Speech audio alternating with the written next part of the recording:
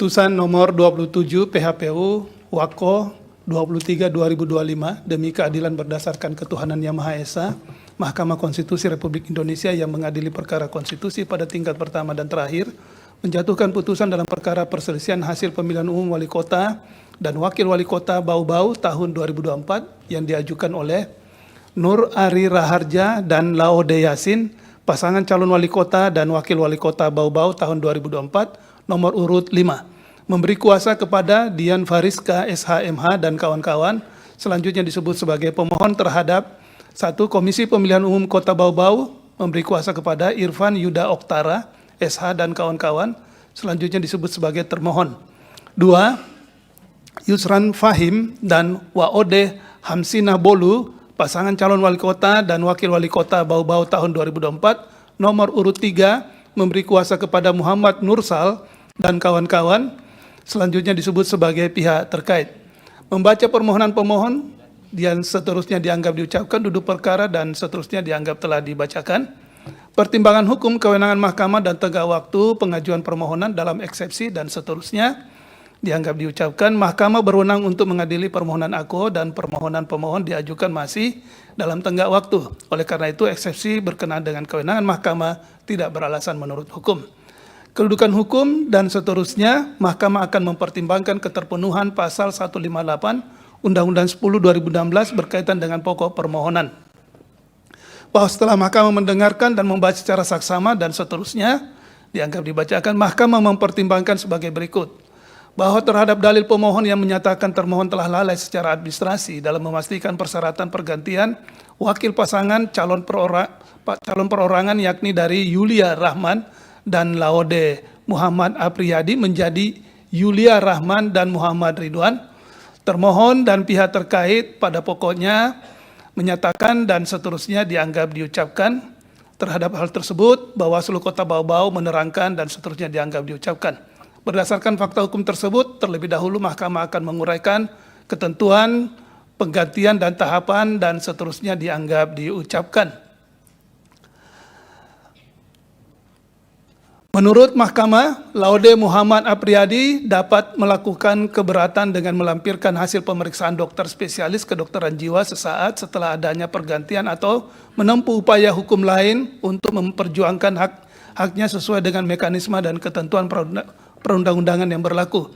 Namun terhadap hal tersebut, berdasarkan keterangan Bawaslu, tidak terdapat laporan dan atau temuan pelanggaran pemilihan dan permohonan sengketa pemilihan terkait pergantian Laode Muhammad Apriyadi menjadi Muhammad Ridwan, baik dari Laode Muhammad Apriyadi maupun pihak lain.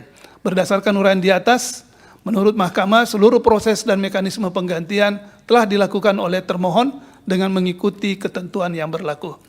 Bahwa terhadap dalil pemohon yang menyatakan berdasarkan pasal 132 PKPU 8/2024, termohon wajib mengumumkan calon atau pasangan calon pengganti kepada masyarakat melalui laman KPU Provinsi dan KPU Kabupaten Kota, namun sampai dengan ditetapkan pemenang dalam pemilihan wali kota dan wakil wali kota Bau-Bau tahun 2004, dan seterusnya dianggap diucapkan. Meskipun tidak ditemukan adanya bukti pengumuman tersebut dimuat pada laman KPU Kota Bau-Bau dalam laman KPU Provinsi Sulawesi Tenggara, namun mahkamah berpendapat tujuan utama adanya ketentuan pengumuman melalui laman KPU Kota dan KPU Provinsi adalah untuk menyebarluaskan informasi terkait dengan adanya pergantian bakal pasangan calon kepada masyarakat. Dan penyebarluasan tersebut telah dilakukan oleh termohon dibuktikan dengan adanya pemuatan pengumuman di media sosial resmi termasuk dan Ketua Divisi Teknis Penyelenggara Komisi Pemilihan Umum Kota Bau-Bau telah menyampaikan pengumuman kepada masyarakat melalui pemberitaan pada berbagai media massa. Dengan demikian, menurut mahkamah tidak terdapat lagi persoalan terkait dalil permohonan aku. Bahwa terhadap dalil permohonan yang menyatakan terdapat permasalahan pemenuhan surat pernyataan dukungan model B1 KWK persorangan bagi pasangan calon independen nomor urut 2, termohon, pihak terkait, keterangan dianggap diucapkan hingga pada rapat rekapitulasi akhir hasil verifikasi persyaratan dukungan bakal calon persorangan atas nama Yulia Rahman dan Muhammad Ridwan, dukungan dinyatakan memenuhi syarat sebanyak 12.439 dukungan tersebut di 8 kecamatan. Jumlah dukungan dan sebaran tersebut telah melebihi syarat minimal dukungan dan sebaran. Dengan demikian, berdasarkan uraian di atas, Mahkamah menilai tidak terdapat permasalahan pada pemenuhan syarat surat pernyataan dukungan model B1 KWK perseorangan, pasangan calon perseorangan nomor urut 2, bahwa berdasarkan seluruh uraian pertimbangan hukum tersebut di atas, Mahkamah tidak mendapatkan keyakinan akan kebenaran terhadap dalil-dalil pokok permohonan pemohon. Oleh karena itu terhadap permohonan AKO tidak terdapat alasan untuk menunda keberlakuan ketentuan pasal 158 Undang-Undang 10 2016 dan seterusnya dianggap diucapkan. Terlebih terhadap permohonan AKO, Mahkamah tidak menemukan adanya kondisi atau kejadian khusus dan seterusnya dianggap diucapkan. Adapun perbedaan perolehan suara antara pihak terkait dan pemohon adalah 25.923 suara atau ekuivalen dengan 31,74%.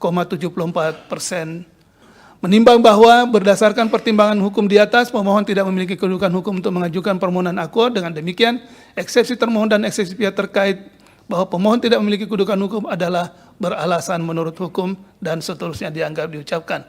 Konklusi dan seterusnya dianggap diucapkan.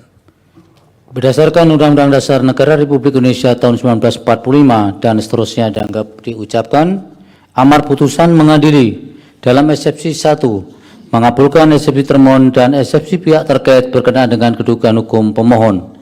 2 menolak eksepsi termohon dan eksepsi pihak terkait untuk selain dan selebihnya. Dalam pokok permohonan menyatakan permohonan pemohon tidak dapat diterima.